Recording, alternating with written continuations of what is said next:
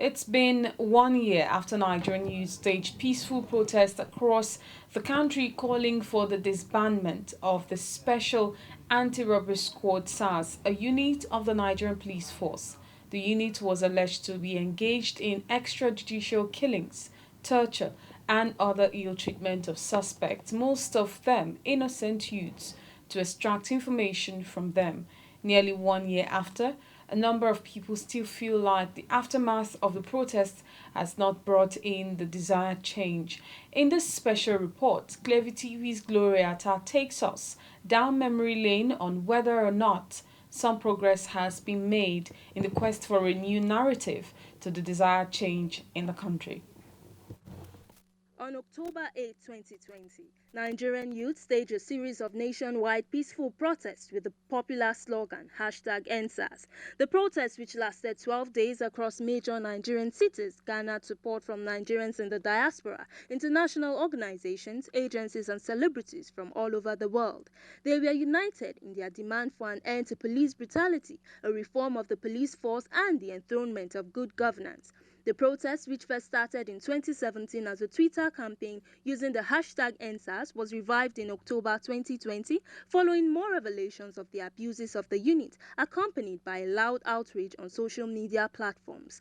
Loud calls were made from various quarters for President Muhammadu Buhari to address the nation to reassure protesters of the government's commitment towards meeting their demands. The youths later put forward a 5-point demand. One of the 505 demands was the establishment of independent judicial panels in all states of Nigeria to investigate cases of police brutality and recommend appropriate compensation for victims. So, has there been any significant improvement in realizing the demands of the Nigerian youths 1 year after? I think there has been any improvement because what the youth campaigned for has not really been achieved.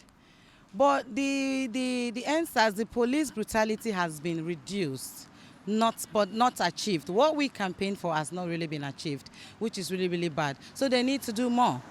No, there is no change yet. The police remains the Nigerian police. They have not changed their system, whether it's due to their training or they train themselves the way they like. So they have not lived up to the expectation of the populace of this country. The protest has a message of which the government promised to do something.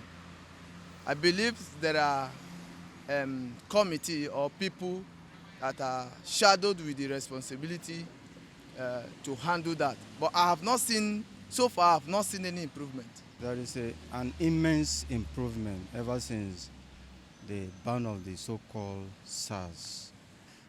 There have not been cases of police brutality, unwarranted arrest, discriminatory arrest. Though the federal government claims to have met the demands of the EndSARS protesters, the youth still want the government to make concerted efforts to fulfill the requests made and call for compensation for affected families.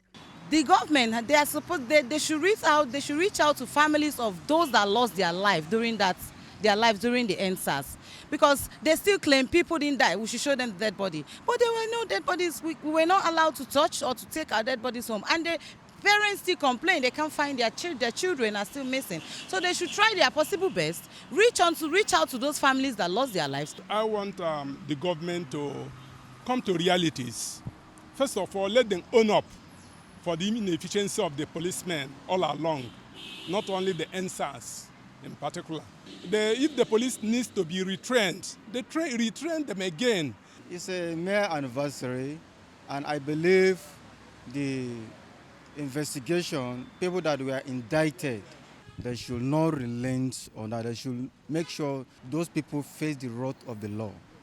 Yeah, instead of sweeping the matter under the carpet. The Nigerian youth population make the largest electoral demographic, the most productive and innovative workforce, yet they are the most underrepresented in decision-making spaces and the least granted access to justice even after the NSAS protests. As Nigerian youths mark the October 20 shootings at the Lekki toll gate, they say their demand for social justice in the country remains paramount despite efforts by the authorities to downplay its significance in the nation's quest for social justice, equity, and good governance.